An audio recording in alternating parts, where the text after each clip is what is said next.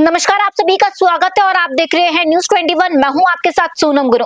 इंदौर के चर्चित राजा रघुवंशी हत्याकांड में मुख्य आरोपी सोनम रघुवंशी को सुप्रीम कोर्ट से बड़ा झटका लगा है। सुप्रीम कोर्ट ने उसकी जमानत रद्द करते हुए 3 सप्ताह के भीतर सरेंडर करने का आदेश दिया है। कोर्ट के निर्देश के अनुसार सोनम को दोबारा जेल जाना होगा। हालांकि कोर्ट ने यह भी स्पष्ट किया कि यदि 6 महीने के भीतर ट्रायल पूरा नहीं होता तो वह नए सिरे से जमानत के लिए आवेदन कर सकती है। इसी विषय पर बात करने के लिए राजा रघुवंशी की मां ने न्यूज 21 से खास बातचीत की है। नमस्कार, मैं हूँ आपके साथ मेघा जैन और आप देख रहे हैं न्यूज़ 21। इस वक्त मेरी मौजूदगी राजा के घर पर है। देश का बहुचर्चित हत्याकांड जिसमें सोनम ने राजा को कैसे मारा, क्या हुआ, ये हम सब ने देखा। लेकिन पिछले 3 महीनों से सोनम जेल की सलाखों से बाहर थी। लेकिन कल एक आदेश आया और सुप्रीम कोर्ट ने उस आदेश में कहा कि सोनम को फिर से जेल की सलाखों के पीछे जाना होगा। इस तमाम मुद्दों पर बात करने के लिए आज मेरे पास राजा की मां मौजूद है। उनसे बात करेंगे और जानेंगे कि वो इस केस को अब कैसे देख रहे हैं। आपको क्या लग रहा है, क्योंकि 3 महीने से सोनम बाहर थी और जब ये एकदम से ये आदेश आया कि अब सुप्रीम कोर्ट ने फैसला आपके पक्ष में कर दिया है, क्या कहें? मैं सुप्रीम कोर्ट ने मतलब हमारे पक्ष में एक फैसला आया है तो मैं सुप्रीम कोर्ट का धन्यवाद करना चाहती हूँ कि एक माँ आस लगा के बैठी थी कि मेरे बेटे को न्याय मिलेगा, तो मेरे को सुप्रीम कोर्ट से न्याय की आस जागी है। मतलब तो मेरे बेटे को कहीं ना कहीं मतलब अब न्याय आगे भी मिलेगा। मतलब मैं इतना कहना चाहती हूँ कि मेरे बेटे का कोई कसूर नहीं था, बेकसूर था मेरा बेटा, बेकसूर को मारा गया। मतलब सोनम को शादी नहीं करना था तो मना के देना था, और शादी भी कर ली थी तो उसको वहाँ से फ़ोन लगा के मेरे से जब वो बात कर रही थी आखिरी टाइम, तब बोल देना था कि मम्मी मेरे को तुम्हारे बेटे के साथ नहीं रहना। तो मेरा बेटा को है ना उसने मारा, तो मारा क्यों? बस मैं यही पूछना चाहती हूँ उससे। मुझे वो 3 महीने बाहर थी तो कैसा लग रहा था, क्योंकि 3 महीने से सलाखों के पीछे नहीं थी वो, अब चूँकि सलाखों के पीछे जा रही है तो कैसा, क्या कहें? देखो, जब वो बाहर निकली थी ना तब मेरे को बहुत दुख हुआ था कि सोनम बाहर कैसे आ सकती है। सोनम ने इतने बड़ा गुनाह करा है, सोनम इतनी बड़ी हत्याकारिन है, और सोनम ने प्लानिंग बनाई थी, मतलब मास्टरमाइंड होके सोनम बाहर कैसे घूम सकती, तो मेरे को बहुत दुख हुआ था। और आज मतलब कोर्ट का फैसला आया है तो मतलब सोनम अंदर जा रही है जेल, तो मेरे को बहुत सुकून मिल रहा है मेरे मन को कि मैं मेरे बेटे को नहीं देख पा रही थी तो मैं इसको कैसे देख पाती हूँ बाहर। अब आपको नहीं लगता है कि बेटियों, महिलाओं की सुरक्षा करते करते महिलाओं से सुरक्षित होने की आवश्यकता हो गई, जिस तरीके के केसेस हम देख रहे हैं? हाँ, जैसे मतलब एक अंदर से बच्चे, उनको भी अंदर से डर ही है। मतलब कि देखे सोनम, सिया जैसी लड़की कभी हमारी ज़िंदगी में आ जाए तो हमको कैसा लगता है। बाहर जाने में बच्चे डरेंगे कि एकदम, जैसे बाहर घूमने का हर लड़के को शौक़ रहता है क्या, तो कोई भी लड़का तैयार हो जाता है। तो मगर इस केस के मारे है ना हर बच्चे को मतलब अंदर से थोड़ा सा मतलब डर सा बैठ गया। सोनम का भाई उस समय जब आपका सपोर्ट कर रहे थे लगातार, मैडम वो कह रहे थे कि हम राजा की माँ के साथ, राजा के परिवार के साथ खड़े, क्या आप कोई बात करी है उन्होंने आपसे? नहीं, मेरे से मतलब गोविंद ने कोई बात नहीं करी, ना मेरे हालचाल लिए। राजा को कैसे याद करती हैं? आंखों में आंसू है, दर्द है, तकलीफ़ है, पूरे देश को तकलीफ़ है इस कांड से।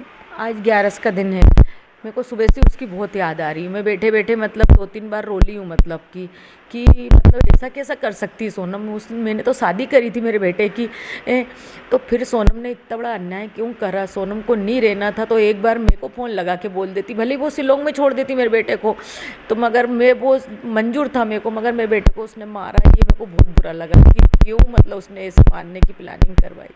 और अगर उसको नहीं मानना था तो वो उसको बोलना था ना कि ये लड़के उन मतलब कांड करने वाले हैं तो अपन को इनसे दूरी बना के रहना है। तो मगर उसने ऐसा क्यों नहीं बोला मेरे बेटे को? वो तो किसी को पहचानता भी नहीं था, वो तीनों लड़के को थोड़ी ना पहचानता था। ये वो सोनम पहचानती थी और राजपुष्प पहचानता था, मगर मेरा बेटा नहीं पहचानता था उन लड़के। आप क्या मांग कर रही है वो तीनों आरोपी और सोनम को लेकर के? अब आपकी क्या मांग है? मेरी तो यही मांग है कि उनको कड़ी से कड़ी सज़ा मिले, क्योंकि है ना उनने बहुत गलत करा मेरे बच्चे के साथ।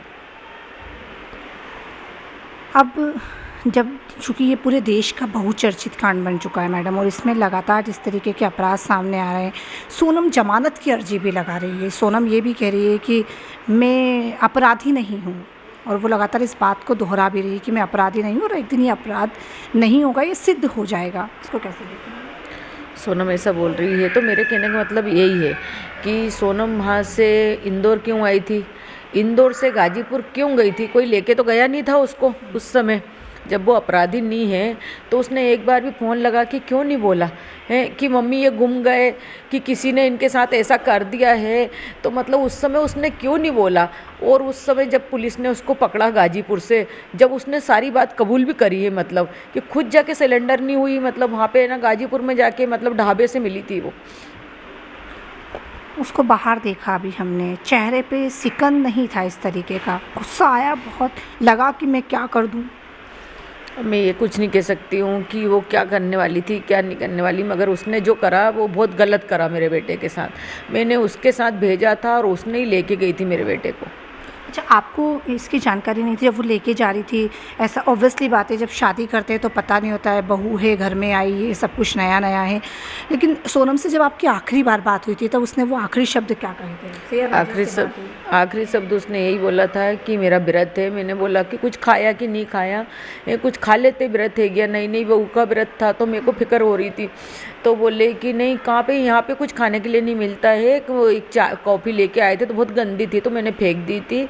और उनने तो सुबह से बोल रहे हैं कि कुछ न कुछ खा लो, मगर मैंने नहीं खाया। मैंने बोला कि घूमने के चक्कर में व्रत थोड़ी ना ख़राब करूँगी। उसने मेरे से आखिरी बात यही करी थी। तो राजा ने आखिरी बात ये करी थी। मैंने बोला बेटा क्या कर रहा है, तो बोले मम्मी कुछ नहीं, अब हम नीचे से ऊपर की तरफ आए हैं। मैंने कि इतना नीचे क्यों गए थे तुम? तो बोले मम्मी बहुत अच्छी जगह है गई, बाद में जब आओगे ना तब बताऊंगा, मैं बहुत अच्छी जगह में घर आके बताऊंगा। और मैंने कि क्या खाया, तो बोले मैंने केले खाए। बोले कि उनका भी व्रत था? नहीं व्रत नहीं था। उसने बोला मैंने केले खाए। बोले मम्मी अब ऊपर जाके देखता हूँ कुछ खाने की चीज़। सोनम ने एक ऐसा एग्ज़ाम्पल सेट करके गई है मैडम कि लगातार सिया को देख रहे हैं हम, और भी महिलाओं को देख रहे हैं हम। तो आप क्या कहेंगी एक माँ होने के नाते? अब बच्चियों के पेरेंट्स को क्या कहेंगे कि शादी करने से पहले क्या वो बच्चियों से पूछे एक बार कि अगर आपका कहीं अफेयर है, आपको किसी से प्रेम है तो आप वहीं शादी करवा दें? हाँ, बच्चे उनसे मतलब माँ बाप को पूछना चाहिए और बच्चे उनको ही माँ बाप को बताना चाहिए। अगर बाप से डर लग रहा है तो माँ से खुल के बात करें, माँ से डरते हैं बच्चे तो बाप से खुल के बात करें। मगर पेरेंट्स से बात करना बहुत ज़रूरी है। और फिर पेरेंट्स नहीं करवाएं तो वो बात एक अलग होती है। जब पेरेंट्स मतलब अभी तो सभी पेरेंट डरे हुए हैं, जो बच्चे बोल रहे हैं वो सब सुन भी रहेंगे और करवा भी रहे। अभी तो हम हमारी समाज में भी देख रहे हैं कि जहाँ बच्चे बोल रहे हैं वहाँ करवा रहे हैं। सुप्रीम कोर्ट का ये फ़ैसला बड़ा राहत भरा हुआ होगा, क्योंकि जब मैं आपको सुन भी रही थी तो जब तक ये फ़ैसला नहीं आया था तब तक आप लगातार भगवान से मिन्नतें भी कर रही थी। अब आगे क्या कुछ करेंगी? आगे भी मैं भगवान से मिन्नती करना चाहती हूँ कि जैसे मेरे बेटे को अभी न्याय मिला है वैसे आगे भी उसको न्याय मिले। मतलब कि एक माँ का भरोसा ना टूटे, मतलब कि है ना वो चारों पांचों को कड़ी से कड़ी सज़ा दी जाए। आपके घर में एक पोता भी हुआ है, आपने उस दिन अनाउंसमेंट भी किया कि जिस दिन एक दूसरा राजा आया है उसको क्या करेंगे? देखो मैं उसको राजा के रूप में ही देखती, वो राजा ही जैसे ही है, उसकी हरकतें भी पूरी राजा के जैसी ही हैं। जिस दिन वो हुआ था तो मैं उससे बातें कर रही थी कि मेरा बेटा आ गया, मेरा राजा आ गया। तो वो मेरे तरफ ऐसा देख रहा था कि जैसे बहुत दिन से बात नहीं करी, इसने बात करने की कोशिश कर रहा है। और आज भी मेरी गोदी में रहता ना तो ऐसे ही करता। मगर मेरे को उसको धीरे धीरे करके बड़ा करने में, हर रोज़ मेरे को राजा का रूप देखने में उसको मतलब कितना समय लगेगा। आज 28 साल का वक्त करूँगी तब मेरे को पता चलेगा ना कि मैंने किस मुसीबत से मेरे बेटे को बड़ा करा था। और अब इसको आज मैं उस राजा के रूप में देखती हूँ। हम तो आपसे यही कह सकते हैं कि मीडिया, न्यायपालिका और तमाम लोग आपके साथ खड़े हुए हैं, क्योंकि हम जानते हैं कि एक 29 साल के बेटे को खोने का दर्द क्या हो सकता है। और ये वो माँ है जो लगातार लड़ाई लड़ रही है अपने बेटे के लिए कि सोनम को कड़ी से कड़ी सज़ा दी जाए, सोनम को सख्त से सख्त सज़ा दी जाए। क्योंकि जिस तरीके से एक माँ अपने बेटे को 9 महीने कोख में रखती है, शादी करती है, जब सोचती है कि बहू आएगी घर चलाएगी, और जब बहू ऐसी खूंखार मिल जाए, क्या शादी के पहले एक बार भी ऐसा शक नहीं हुआ था कि इस तरीके की अपराधी है ये? एक बार भी शक नहीं हुआ मेरे को कि सोनम ऐसा कर सकती है। क्योंकि जब भी मेरे से मिलती थी तो मतलब अच्छे से बातें करती थी वो मेरे साथ मार्केट आर्केट भी गई, जब भी मेरे को एहसास नहीं हुआ उसका कुछ भी। हाँ, मैं उसके घर में फ़ोन लगाती थी, उसकी मम्मी से पूछती थी कि सोनम कहाँ है, बात कराओ। तो उसकी मम्मी इतना ज़रूर बोलती थी कि उसका सिर दुख रहा है, तो वो अभी थक गई है, तो लेटी है, तो सो रही है, ये ज़रूर बोलती थी उसकी मम्मी। हो सकता है कि उनकी माँ बेटी के बीच में क्या चलता था ये मेरे को नहीं मालूम। तो आप सुन रहे थे, ये राजा की मां है जो लगातार न्याय के लिए अब लड़ाई लड़ रही है और बहुत हद तक सुप्रीम कोर्ट ने जो एक आदेश दिया है उसमें कहा है कि सोनम को जमानत नहीं दी जा सकती है। सोनम को कहीं ना कहीं अपराधी माना जा रहा है और हम यही उम्मीद भी करते हैं कि राजा को न्याय मिले और सोनम को सख्त से सख्त सज़ा दी जाए। फिलहाल के लिए इतना ही। देखते रहिए न्यूज़ 21। कैमरामैन कमल के साथ मेघा जैन, इंदौर।